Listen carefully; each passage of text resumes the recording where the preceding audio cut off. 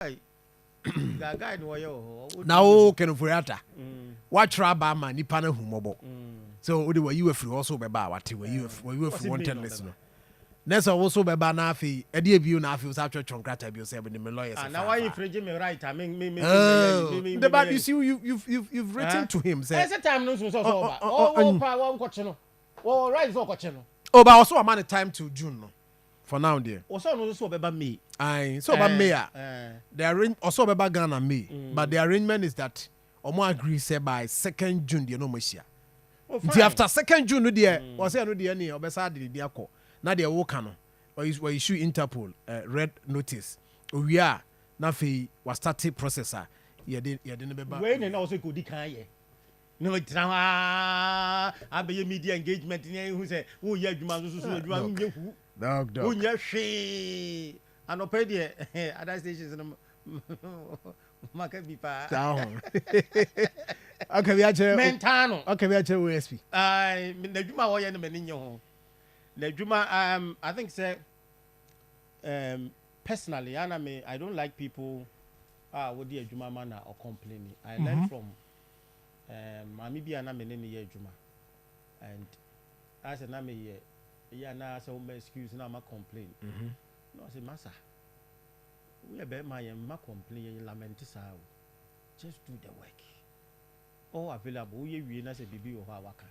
Stop complaining. Just do the work. Dr. Amaki, one of the lecturers at KSU. Yeah.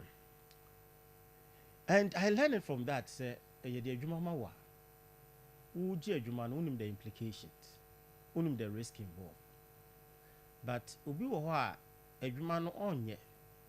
Na what turning the attention to sympathy kind of say among for sympathizing. And this is why I don't like the way our OSP here in Yoma.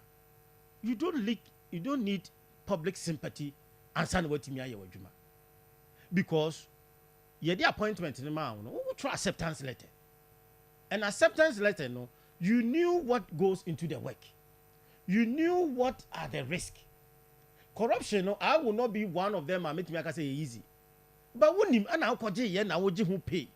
And your ma wala once your ma bodyguard your ma you kind of saying police security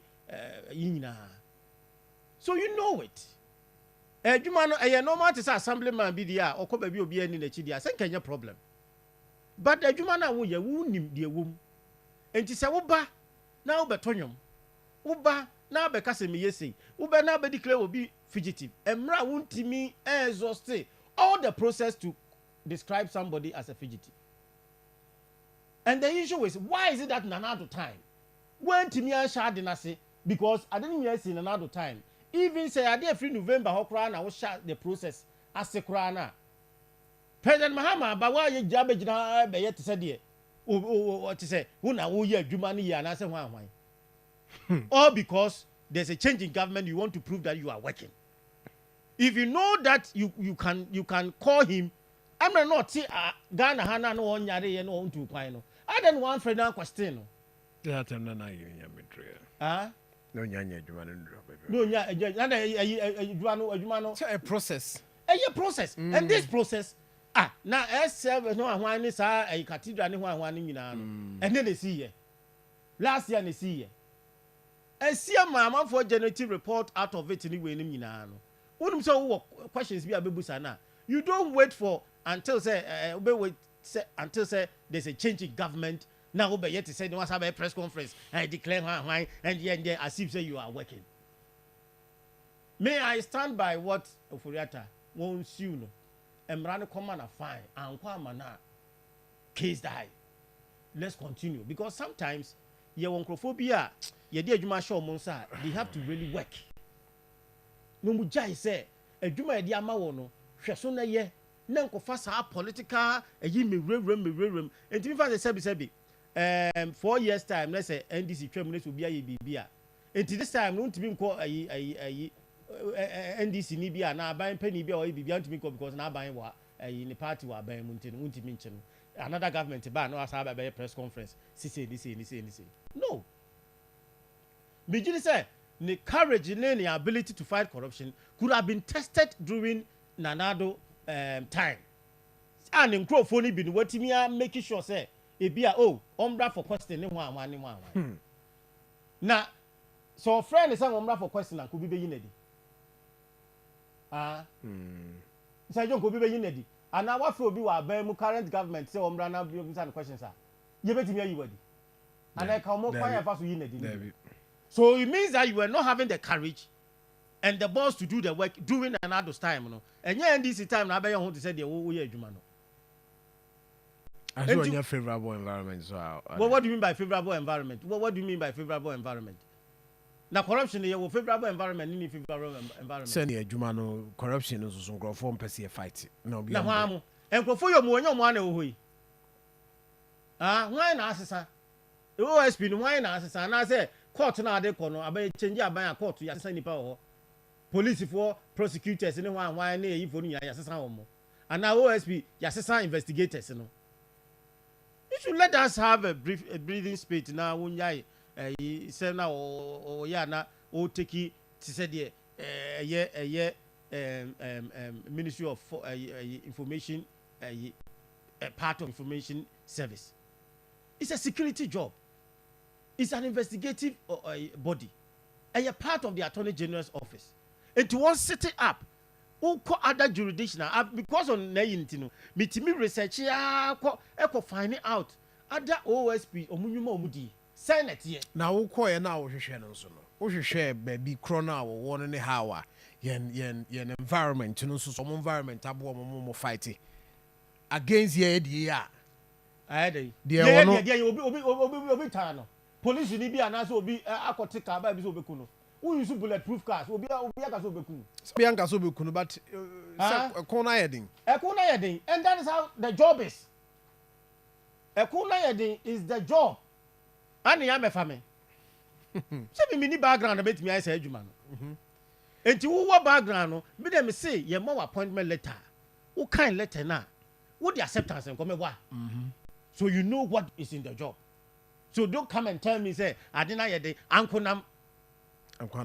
Uncle most of the day, and I will tell you much. And see, issue now, Bano. Maintain nipa, maintain the way we see in a juma. That is how I'm into OSP. Obi antra am kase bia na me penny pa na asem na ho no adwuma na wo di wo ho na wo de ye chaskele no e ho no na ha me because a was set up now we make sure say obey the right investigations sebe ya wo de asem ne court be gia tu na ya prosecuting to for na nkofo bi e disika bia no ye betimi age. That is my aim. And to say, who want the right, one for the right procedure. Next, one to me and find out the right information. Now the corner kotochnia. Now we are about to. That's why I have a problem. It's one name in Edmay. Yes. Near 27 court. Aye. So be there. The court deals with facts and I've never said judges, you know, almost so a cast uncle for no more year, you know. And the Faco appeals court. If you send it to High Court and the court throw it out, send it to appeals court. When the court appeals court, only the right to go to Supreme Court. And I heard the case in court. So I heard the legal, legal. And she said, a High Court and appeals court, you can send it to appeals Supreme Court for them to also help you in defining some of the interpretation, so that you get yourself way out. Intermediate was set up. It's not too late. It's about for also good environment. One yemi who's a woyen juma. Now I don't hope about between this time. Because you better not. I'm Quanoma. And you magumana. But trying. Yeah, no, Quanoma. What the crab are for dear? The crab already a bit to me, neighbors. It is a John. Anyway, the issue is that I think, sir. Kenufurata has the right. We are citizen. Let's say Mrabi EBC na obi uhwes obi etiti afa ho di so a. Yentimi nka say the OSP ye in no they have the right and how I want to need right. So all right, you know. You see I spend the time me no so. Let's say wa ma. I will be the first person say OSP activate Interpol system. Because OSP didn't maybe all. He knows where currently he is. So the hospital, I own him hospital, no, because OSP has a right and also ways to gather all the necessary information. Enti papa no on your said the time no sooner wa ma won activated the necessary action to bring him back. No me facing the law. I think say I was in Krofoko ni fi anyone I think say you're right. You cannot enter somebody's premises without any whatever says national security anyone, and these things happen at the same time when you are doing the press conference. Into a man for Jane said, "Wo also can't be." And then you know what?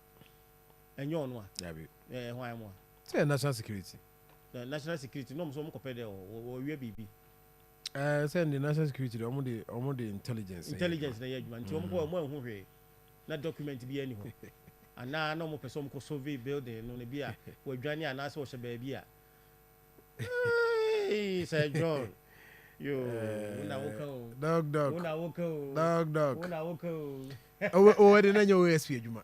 And then OSP Juma. Say what can say Juma. Send it. Your institutions be beyond the Juma. Say John. To the fact that I don't know what other things looking into. That's say apart from where the case be any hobby. Canada. I may count OSP. Cases are a one political cases. Oh, baby, oh, now you didn't see that party and I could say. Now, no one is also more court to coach and in baby Scandinavia. And you know OSP at the choir. OSP, dear, no dear, and we tonsium. Nina can't be sending in an tonsium, OSP at the choir. Nina can't. I'm saying that. Nina Kabum. What the boy I hit it one on I was no. As well, coach him, Sicano call fast in Yamada. Ma pa, coach him.